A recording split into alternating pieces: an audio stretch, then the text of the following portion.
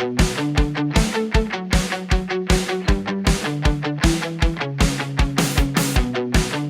and welcome again to the Scaling Up Business Podcast. I'm your host and Gazelle's business coach, Bill Gallagher.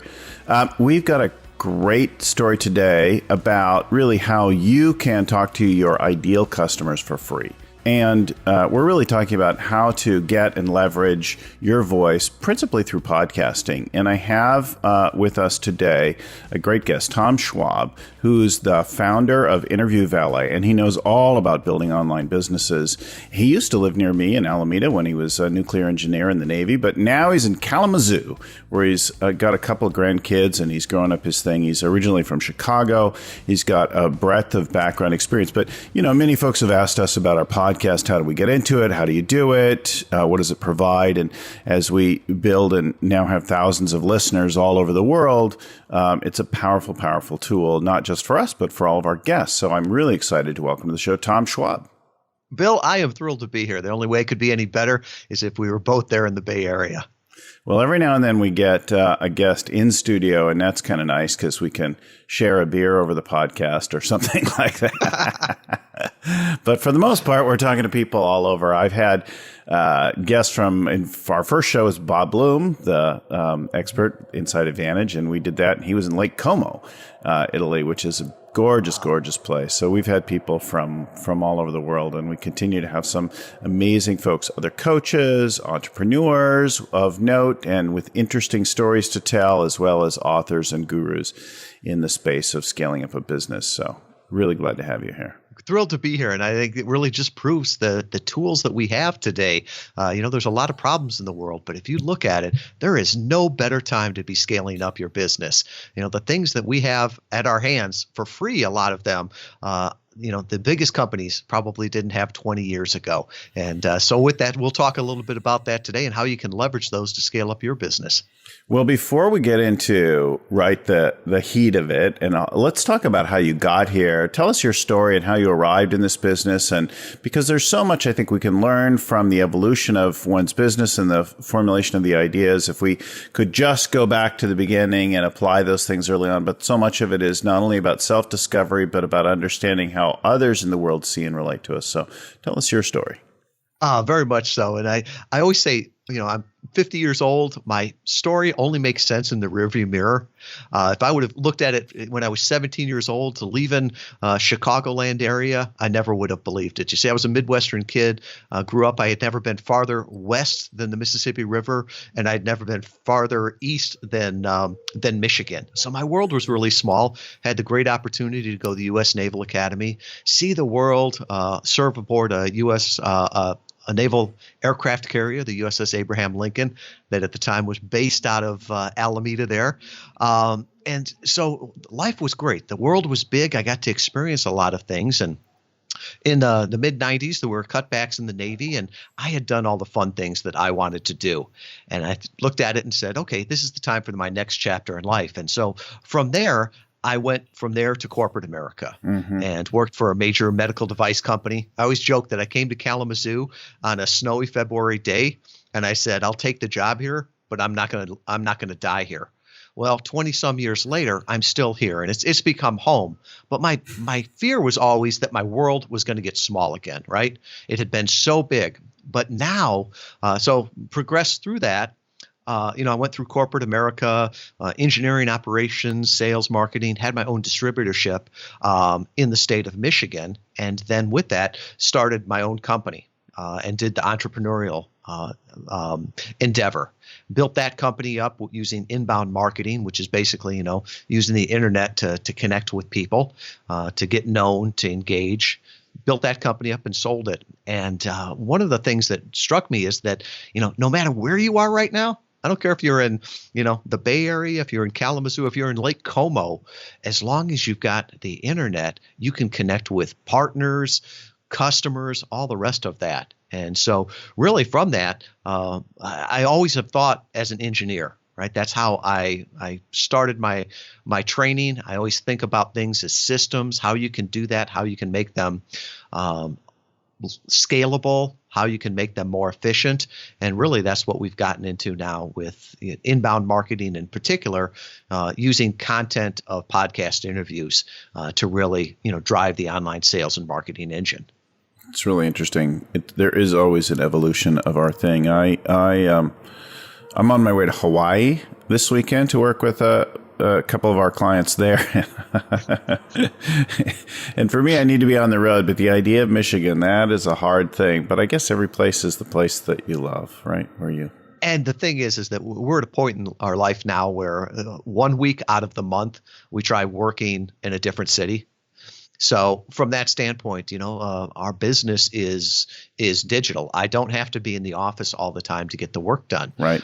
So I'll spend a week in Nashville, and I'm a morning person. So I'll get up and, I can work from, 4 o'clock to 11 o'clock and have the rest of the day off to see clients, to see friends, to do all those things. I always love coming out to California because with the time shift, I'm waking up at 2 a.m. in the morning anyway, so I can get a full day's work done and then go to brunch and start the fun day.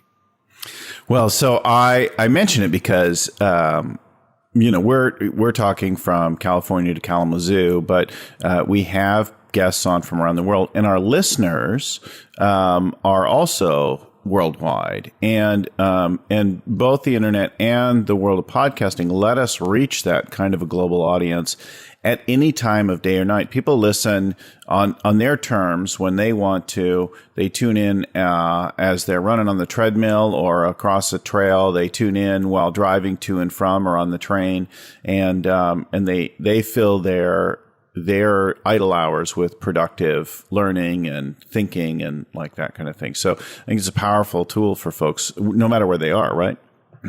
Very much so. And it really goes beyond time also, because right now we're talking in 2017. I guarantee you there's somebody in 2020 right now that is listening to this for the first time, and they'll go, wow, this is really neat. And I have to admit, it's always weird for me to talk to a podcast host, live, because when I listen to you on the podcast, you talk at 1.5 times speed. So not only can I pick when I listen to it, but at what speed. Right. So when I actually talk live to podcast hosts, it's like they sound so much different. Right. Yeah. You can bump it up. I do that a lot when I'm doing audiobooks. So I tend to do audiobooks both. I tend to do books, business books, both audio and written, and I'll use both interchangeably. And when I'm listening, I may listen at 1.5 to 2 times speed, depending on how many times I've heard it or whatever. But it helps me to deeply ingrain an idea so that I'm completely facile with it and can share it and work with others as a coach. So. I think the other thing that's interesting is, so if you're watching this on YouTube versus listening on the podcast, you'll note that we have fancy studio mics and nice headphones and things like that in our setups here. But you don't actually need that to be a great. You might need that to be the host and so on. But if you're just going to be a guest, your iPhone or Android phone will work just fine. So you can go mobile. You can use a little earbud mic even and sound just fine as a guest on them. And as you get over time, like I'll carry with me, I've got a little pocket mic that can go easily in my carry-on baggage, or I have a little lavalier mic. I can use either one of those that create terrific sound. Just from a technical standpoint, I don't want people to be intimidated by, this or the mic that you've got there in Very much thinking so. about getting started, right? I've done over 400 interviews, and I've done them from the beach. I've done them from vacation, from hotel rooms. As long as you've got a good internet signal, Yes. Or phone signal, you can make it happen. I mean, the weirdest place was probably stuck in traffic. There was unfortunately a fatality up in the road, and I hadn't moved in 45 minutes, but I had a strong cell signal, pulled off the side of the road, and it was a great interview, great audio quality. So really, there's not a whole lot of barriers anymore to getting your voice heard by your ideal customers. So the people that we work with, right, our purpose as a company is helping leaders build a better world. And sooner or later, the people that we work with discover and articulate a purpose and a set of values, and they create a big hairy, audacious goal, a BHAG, and they identify a core customer and they articulate their top brand promises, and that defines all of their the core of their strategy, and then helps with all the other sexier things, as well as helps them then to figure out how to execute in the near term. So with those kinds of things in mind, then we go out and we have a particular message, right? So what is it that you're able to do with folks like our listeners and our clients? How do you help them get heard? How do they get started with some of this? Tell us a little bit about how that works. Sure. Really what it comes down to is you're so right. Identifying that person that you want to talk to. Because you've got to choose who your ideal customer is. You know, there's 7 billion people in the world. They're not all your own customer. So when you get clear on who you want to work with, what you can offer them, and why you're the best, most of us have a great product or service. The problem is we're just obscure. And, you know, there used to be this idea of, can I break through the noise? How can I break through the noise and get heard? And, you know, Bill, I was flying out to California, I think it was about a year ago. And one of the things I noticed is the gentleman sitting next to me on the airplane, he could have been my ideal customer, but there was no way I was going to get through to him because he had his earbuds in. He was listening to what he wanted to. I guess I could have yelled loud enough for him to hear me, but probably wouldn't have gotten a customer that way. And I think more and more what you're seeing is that our customers are starting to filter what they listen to or even what they read. You know, you can get screens now that block the ads or, you know, not all the pop-ups on your emails. So from that standpoint, it's better to get in on the conversations that are already going on, that they're listening to, that they're paying attention. So what we do with our clients, and, you know, it's not magic. It's just a system that we've worked on, tested, is really starting out, and there's 6 steps to it. The first one is prospecting. You know, find the right shows that your customers are listening to. And it's not always the biggest shows. You know, from a personal example, I say I've been on a show before that had 50,000 downloads. And from that, I got 24 leads. And I was thrilled by that. It was a great show. I enjoyed it. I was on another one, solid leads. I was on another one shortly after that the host said that she got 350 downloads per episode. Now, at that point, I'm like, well, I'm here. Let's do the show. That's fine. It's a great show. I know it's going to work well. Well, from that, Bill, I got 150 leads. And I looked at that and said, that's a big pool. No, it's not. It's a small pool, but it's like there's more fish in the ocean than there are in a barrel. Yeah. But man, if you can show me where the barrel is of my customers, I'm going there every time. Yeah. So prospecting is the important first part. The second one is pitching. You know, how do you approach a podcast host and say, I've got something to help your audience to add value to it? Right. Right. Because it's just like the same way with radio or television. You can't just say, hey, I want to talk to your audience. And it's a little bit different on radio or TV because, you know, if I called the local TV station now and told them, you know, I'd love to be a guest, I guarantee you they wouldn't ask me, what do you have to talk about? It would be the sales department that said, well, if you buy this much, we can get you on the 5 a.m. news. And if you buy this much, we can get you on the 5 p.m. news. So it's a little bit different in podcasting. It's not advertising based. Well, I'm always looking for that message, right? If somebody's got something that I think is going to be of interest to our listeners. So when I'm moderating a panel and one of the guest entrepreneurs says, my business is $200 million with 3 people, I'm like, oh yeah, you are going to be on my show. People want to hear that story. When I talk to a friend, I'm like, how are things going? He's like, oh, it's really good. We've been growing. We've added some offices and stuff. We're up to 800 people now. I'm like, oh, you're startup to 800 people in 3 years? He's like, yeah, we're still growing though. Like, okay, we need to get your story on the show, right? So I think about those, or when I'm at one of our summit conferences and I hear a speaker on the stage and I'm like, okay, that guy got my attention. That guy cut through the noise. We need to get them on. And it was because they had a story. So it's trying to explain to the host what you're offering that will be insightful, engaging, thought-provoking to the audience. Right. Right. So you got prospecting, pitching. The third one is preparation. Okay. You know, you wouldn't show up to speak at a conference if you didn't know who was there, what they were talking about. And it's the same way with a podcast. Not only preparing for who you're talking to, what the questions could be, but also helping the host prepare so they know who you are. The fourth one is the performance, and this is the only one you can't outsource. Sinatra only sang, but nobody else could sing for him. But there are best practices that you can do with that. You mean to get your performance up, to be able to deliver? To get your performance up. You know, things like telling stories. You know, nobody likes to hear an infomercial. So tell stories, give more resources that are available on there. You know, so I'll pull back the curtain and show you. So one of the ones that a lot of times that I'll talk about is people go, well, how do you get on your first podcast? Well, we could go through that, or there's a little infographic that I have, and it's the 6 steps to get on your first podcast. I realize people are running now. They're multitasking. If I gave it to you right now, you probably wouldn't listen to it or wouldn't remember them all anyway.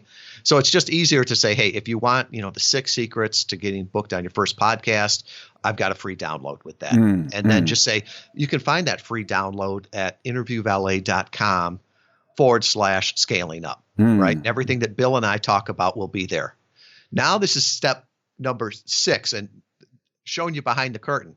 Now, why would I send them to a dedicated landing page like that as opposed to just say, hey, just go to interviewvalet.com? Because this is going to change over time. Somebody's listening to this in 2020, and I want them to have the same experience on that. So when you go to that, you're going to find out just what we talked about here. For those of you who are listening on a podcast, you have no idea what I look like. You have no idea what my site looks like. But when you go to that page, what you're going to find is all the information Bill and I talked about, and there'll be the artwork for Bill's podcast, the Scaling Up podcast, because that's that sort of trust factor on there. And we did a lot of testing with that, and that made a big difference. And it's almost like e-commerce. If you see the MasterCard logo and all the other ones, the Better Business Bureau, it's those trust seals, and those are really important. So we do the progression, and then the final one is just promotion. Right? You spent all this time talking on a podcast and you think this is great. Well, this is evergreen content. So you need to promote this for a long time. We've got clients out that are now out over 3 years, and they've got podcasts they did 3 years ago.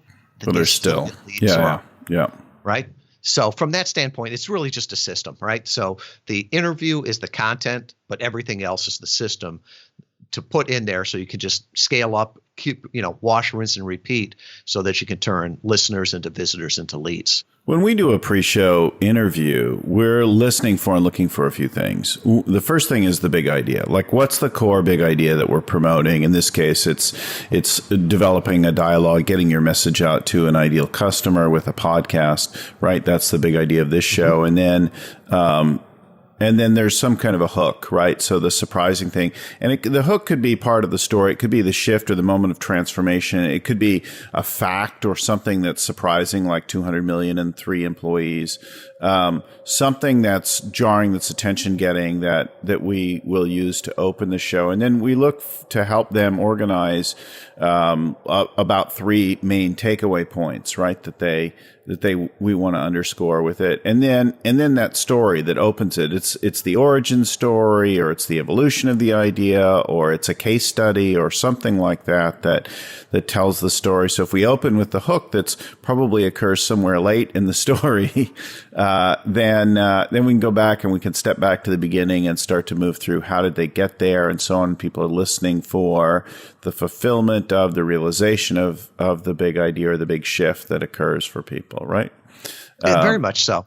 And that whole story, that honing that story is something that a lot of, I think, some of our entrepreneurs don't have well done, right? So developing the story, sharing it with other people, learning to tell your story well is a really useful thing. I coached an entrepreneur, a social entrepreneur, actually a little over a year ago, and he had a really powerful, compelling thing. And I'm like, okay, what's your purpose? And how did you get that? And what's your story? And as we stepped through, he had a really powerful story. He had all the parts there. He just hadn't crafted it together. So he crafted it.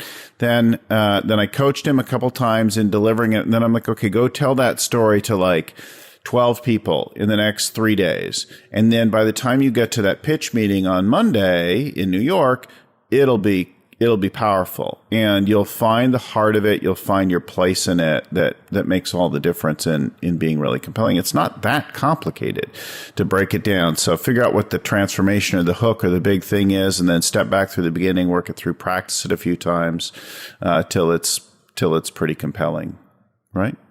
Very much so, Bill. And I always say that people buy from people. So it's that story that resonates with them. If they can hear your story and say, this person understands my problems, he or she can help my problems, I trust them, all of the rest of that moves it along.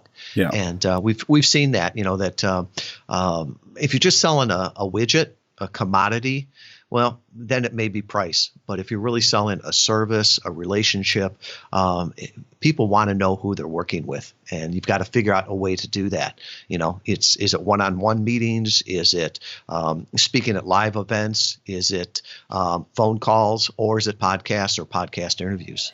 I think, though, that they all complement each other, right? If you're the head of a company or an evangelist for a company, you've got to get good at sharing your story, at getting your message out there on a consistent basis. And the same disciplines in a slightly different version that apply to podcasting, apply to public speaking, apply to presenting, apply to all of these realms where you've got to communicate and evangelize your idea and share it in a compelling fashion. So the structure of it, the preparation, the delivery, all of those things matter, and not just here in this world of podcasting. One thing from your speaking immediately comes to mind, and that is a technique that I use. I used to use it a lot, and now I use it less frequently. But I do at least once a week do some mirror work. So mirror work is a particular thing that I think maybe originates in acting. But you take what you've got to deliver, your story, your script, whatever it is, and then you just deliver it again and again in the mirror. And I remember the first time I did it, I had to prepare a section, and I got coached to go do this thing 10 times in the mirror. And I thought it was annoying, and it was annoying and silly and, like formulaic and like whatever. So I go and I do it. And I'm like, at like 4 times in the mirror, I think to myself, maybe I should just quit and just lie. That I did this. and then I thought, well, I'll just do it one more time. And so I did it another time. I'm like, well, whatever. Maybe I'll just do it one more time, and then I'll lie.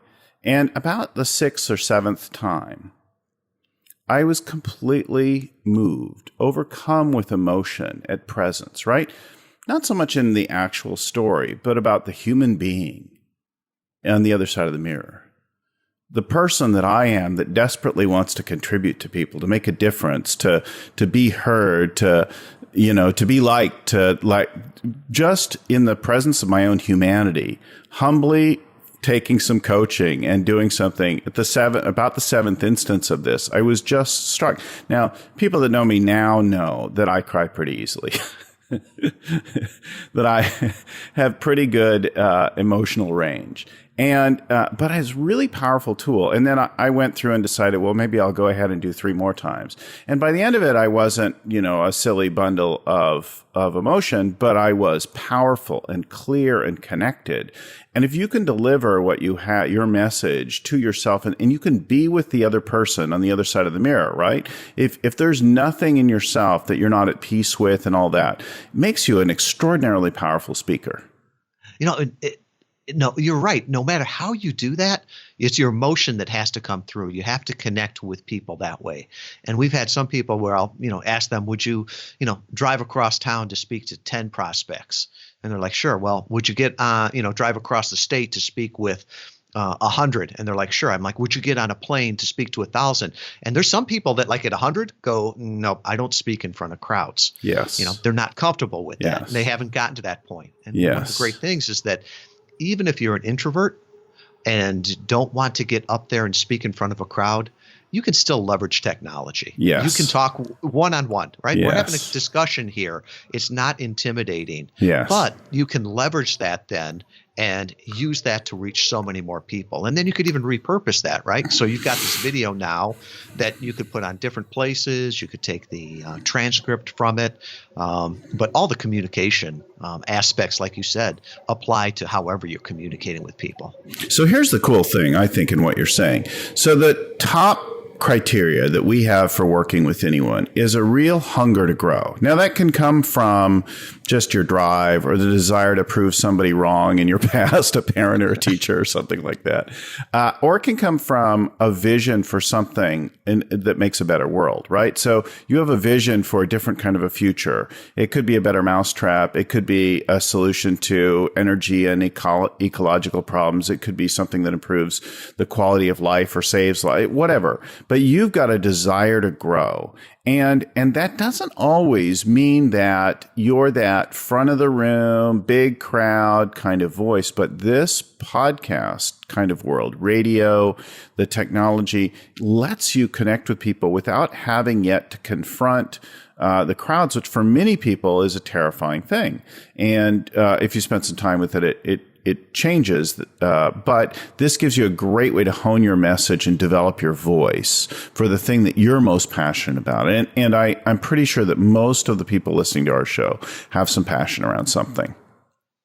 And the thing is that you can leverage it too. I spoke up in Lansing, Michigan a little bit ago, and I was up in front of a group of 75 people. Awesome people. I'm so glad I was there, but I had to be honest with them. I'm like, this is probably the smallest crowd I have spoken to in months, right? Because any podcast you go on has hundreds of listeners, if not thousands. And I'm thinking, it took me an hour and a half to drive up there, an hour and a half back. It was a better part of a half a day to speak to 75 people. And with the technology that we have, I don't care where you are, you can reach so many more people with that. And just going on to what you said about, that passion inside of you.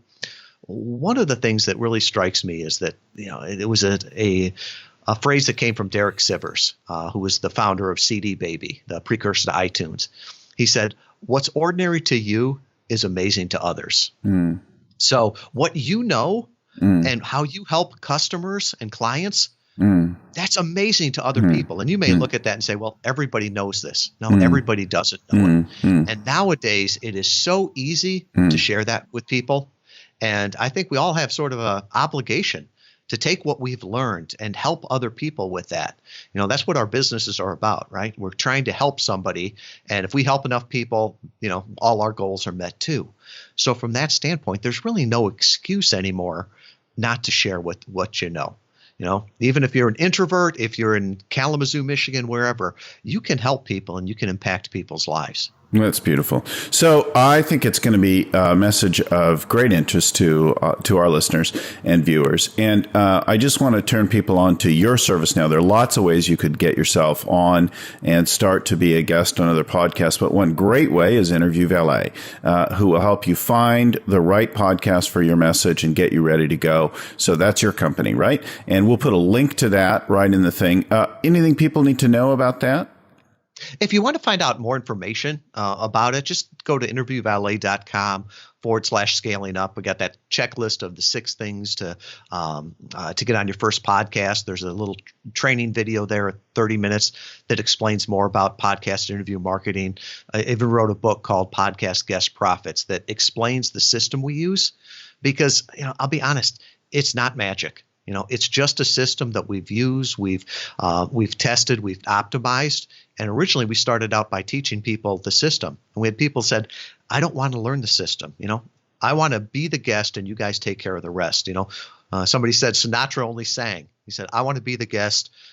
You do the rest. And I'm like, oh, that's good copy. We're going to use that in our tagline. So if you want to do it yourself, that's great. If you want to work with somebody to help you do it, that's great. And, we love working with people. And our whole mission is to personally introduce, inspiring thought leaders to millions of ideal customers for the benefit of all. So, if we could work with you on that, we would love to talk with you. That's awesome. So a couple quick things. Interviewvalet.com/scaling up. will be in the show notes. And of course, it has a whole bunch of things there to get started and do it on your own, or to use the service to help yourself and get your message out there as a podcast guest. A couple other things for our folks to talk about.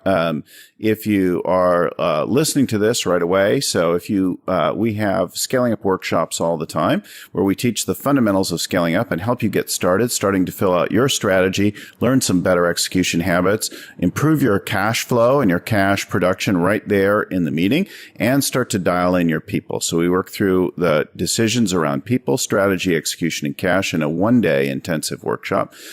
We have them all the time. We have one coming up now in March 2016. Of course, that'll be on our website as well if you look for events. But if you're listening to this now and acting now, and you register for the March workshop using promo code EARLY, we'll give you $100 off the registration.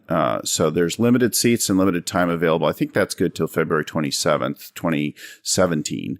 And March 16th, 2017 is our next workshop. We'll only have a couple public workshops this year. Of course, we're doing private ones all the time. Also on our website all the time is a growth kit for free that you can download. It tells you all about gives you an overview of the scaling up process from the book, and then tells you how to begin to run your own strategy and planning meetings, and has a load of worksheets to use with your team. So lots of free things. Of course, our podcasts and our video tutorials on youtube.com/Bill Gallagher, and on iTunes, Scaling Up Business. Subscribe now to get the latest ones every week in your feed, wherever you do it, on iTunes or all the different places that you find your podcast. Of course, on our blog at scalingupbusiness.com. Thanks again so much, Tom, for being with us on the show, and I hope this produces a raft of fabulous leads for you too. Thank you, Bill.